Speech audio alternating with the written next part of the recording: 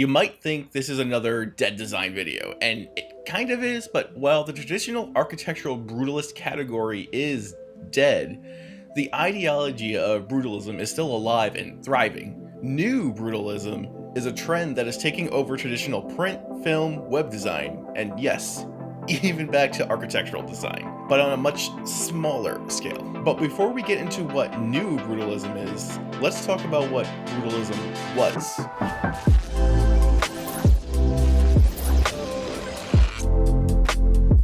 Brutalism originated in Western Europe and was popularized in the 1950s, starting with, and I apologize if I butcher the name. It was this point in the video when I realized I'm still gonna butcher this person's name, and it's kinda disrespectful to him, to you, to architectural lovers, so yeah, I'm just gonna put his name right here. You can say it however you want, and now let's go back to the show. A Swiss-French architect who is considered the forefather of brutalism. In 1952, he completed this building and was considered the first brutalist building ever created. Allison and Peter Smithson brought that design to the mainstream in the UK and Eastern European countries and kind of coined the term brutalism. Brutalism is derived from the French term béton brut, which means raw concrete. It's a misnomer that brutalism means brutal, and I'll get to the exact reason why in a second, but it's supposed to mean the exact opposite. The movement was associated with anti-bourgeois, following a more democratic philosophy. Brutalism was supposed to feel honest, not a wasteful approach to architectural design, a stark contrast to the glass box forms trending in architecture of that time. While brutalism varies in design, it's mostly monochrome, rough, stripped down, rigid, and massive in design. From Peter Bonhomme Hone, an architectural critic, in his book called Brutalism: Memorability as an Image, a clear exhibition of structure and valuation of a material as found. Basically, brutalism is pure. It's not meant to show wealth, it's not meant to divide people. Instead, these towers, these buildings were supposed to be micro-communities designed to bring people together. These buildings, if you look close enough, you can see the raw material that created their walls, their foundations. Don't forget, concrete starts as a liquid and requires a cast to be formed. For instance, if you look closely at the Boston City Hall, you can see the wood panel imprints the building was casted in, which is kind of crazy. You can see the history of that building frozen in its own structure. The Ralph Landau building in Cambridge used limestone and fiberglass molds to give it a smooth texture. These buildings weren't mass produced, they were formed, they have character.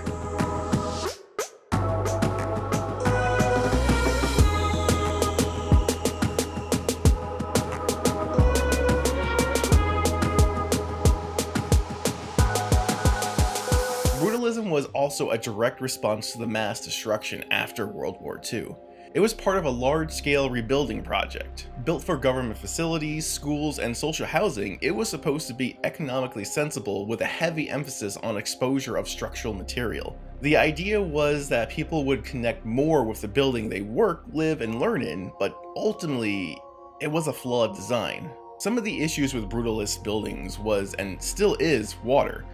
While these buildings look massive and immovable, they are extremely susceptible to weather. The buildings were kind of poorly designed, and due to the raw concrete, they don't age well. Roofs would leak because of all the flat surfaces, the rainwater would stain the concrete and make it extremely hard to renovate the buildings.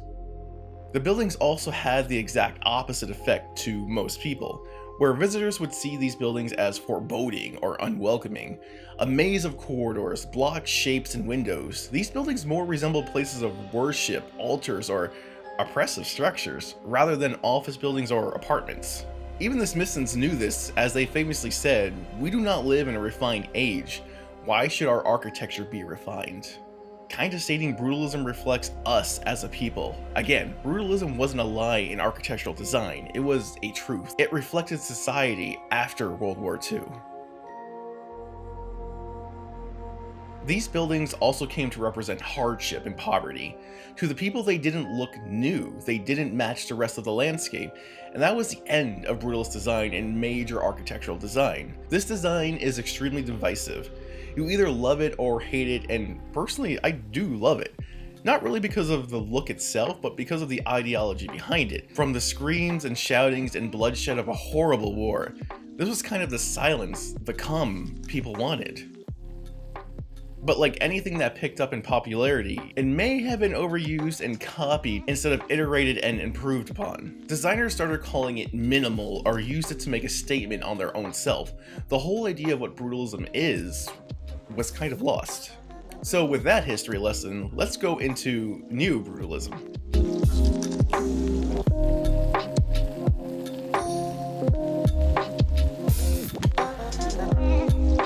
Neo-brutalism is the ideology of what brutalism was supposed to be. And as I said earlier, it's not only in new architecture, but also moved into movies, video games, posters, and even web design. And just like how people were polarized with the architecture, the same can be said about neo-brutalism. Now, this is nothing new. For decades, brutalism has been used to showcase totalitarianism or a dystopian future. Movies like Brazil, Clockwork Orange, Blade Runner, Resident Evil to some measure, and most recently Loki utilized the Atlanta Marriott to showcase the TVA. Movies use these buildings to give the feeling of claustrophobia or frustration, a dominant or foreboding entity that you can't quite escape from. They're supposed to be government buildings, but government buildings with a feel of being in a cult, a place of worship, a great power. Essentially, these buildings are used to make you feel small and oppressed. And I think this is where the public gets the idea that brutalism is bad. Marketing is a hell of a drug, and if the shows people watch tell them one thing, we tend to start believing that ideology.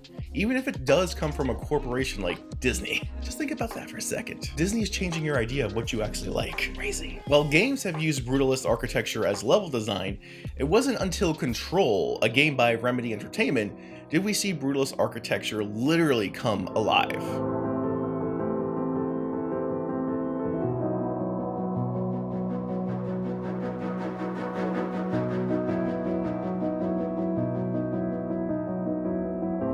Based on the AT&T Long Lines building, a somewhat controversial building on its own, the game uses the building as a headquarters for their organization and is called the Oldest House.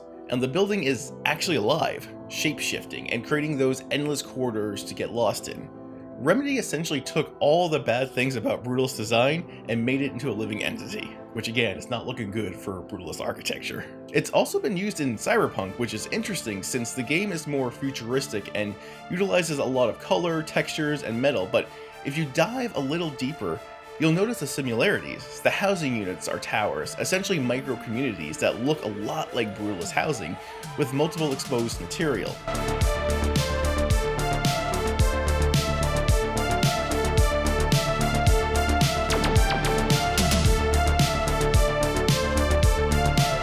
It also has gathering areas and massive amounts of small apartments that all look the same. There are also areas within the game that almost exclusively utilize concrete. If anything, Cyberpunk takes the ideology of what brutalism was and carries it through as if brutalism never ended, and it's kind of cool seeing an alternate future where that idea carried over with new building technology.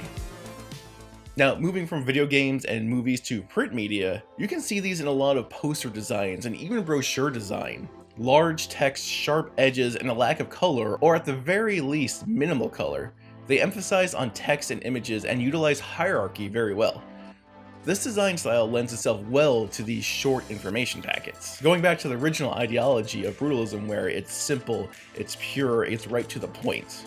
In web design, some people might mistake brutalist for minimal design, but the two design languages are very different. For example, a minimalist website will pay attention to color schemes, typography, and usually heavily follows a grid-based layout, whereas a brutalist website throws out front-end design altogether. Like the architecture it follows, there seems to be a lot of exposed HTML, some typography might be a system-based font, no CSS styling, and if they use a grid, you usually see the tables as outlines within the site. The site may also have a monochromatic color scheme, often black and white or gray, but will use very stark primary colors that don't follow a complementary language. However, Good web brutalist designers will use that to their advantage. These sites emphasize on bare functionality, devoid of decoration, which, unlike my last video, doesn't utilize motion graphics or complicated UI elements. Instead of using a fancy or smooth rollover, they utilize a black text link that just turns blue or underlined, like back in the day old school hyperlinks. Most of you kids have no idea what GeoCities was, and I feel sorry for you.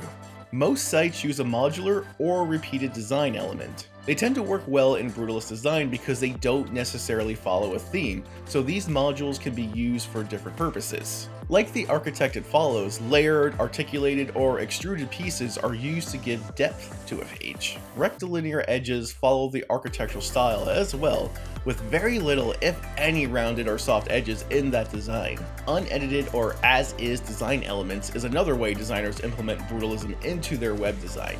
Usually images that seem unfinished or HTML elements like headers or footers that don't seem finished, but still kind of work. The design movement has been said to be a direct response of modern sites that use flat or material design language that we've all been accustomed to. The movement really picked up in 2014, and you've all kind of already seen it. You know it's a brutalist site when you see broken hierarchy, large typography, geometric and overlapping shapes, and very hard shadows. If you want to see how brutalism is used in the mainstream, just go to Bloomberg. A site at its core is based on brutalist design standards. Large text, monochrome design, and you can see the back end of the site, the tables, and very little UI. Adult Swim is another site that utilizes elements of brutalist design to create a unique site. Just look at how they designed their schedule page. It's dead simple, almost HTML based, something you'd see in the 90s, but if you look closely, schedule is large to let you know what page you're on. The background isn't totally black, making it easier on the eyes. Days are clearly visible. The title and rating are all easy to understand. It's chaotic design, but it's designed well. There's nothing distracting you from this page. I think we're in a new stage of web design, and Brutalist is leading the way, despite what other people are saying. I tend to believe everything is circular. We tend to revisit old design standards and either reuse it or reuse elements of that old language to create a new language. Before brutalism, we had material, which came from flat, which was a direct response to Aqua and skeuomorphic design, which was a direct reaction to Web 1.0 design, which is very similar to brutalist design, but with elements of material and flat cooked into it. Let's not forget brutalism's roots in architecture, because it's kind of coming back to architecture, but in a much smaller scale. In Japan, for example, the minimal style and need for space has adapted that language into new homes. Utilizing the same raw concrete materials, but on a smaller scale to build homes, no longer do we have the large open areas that remind us of cathedrals. Instead, neo-brutalism follows that original intent. Pure, no compromise dwellings designed to not show off wealth or opulence. But it also mixes in modern minimalism, and I think that's what brutalism was missing. Minimalism. Together, these two design languages complement each other very efficiently. And even in web design, Bloomberg is a great example of how minimal and brutalist design really complement the site's experience. And that kind of closes this out. Yes, brutalism is dead, and I think neo-brutalism is going to make a huge movement in the following years, but not neo-brutalism as how we see it today. Instead, I see minimalism being adapted to brutalism to create a new design language that will forego all the chrome. We are on the cusp of seeing new UI and UX elements, new architecture, and a new design movement. Good design should serve a purpose. I keep going back to Dieter Rand's principles of good design, but they really should be understood because this new movement follows those principles to a T. And what we see now is only a taste of what's to come, and maybe brutalism will finally get its time to shine. Let me know what you think about brutalism. Did you even know what it was, or that sites like Adult Swim use it in web design? Do you like it? Hate it? Let me know in the comments below, and until next time, I'll check you guys later. Hopefully not too much later.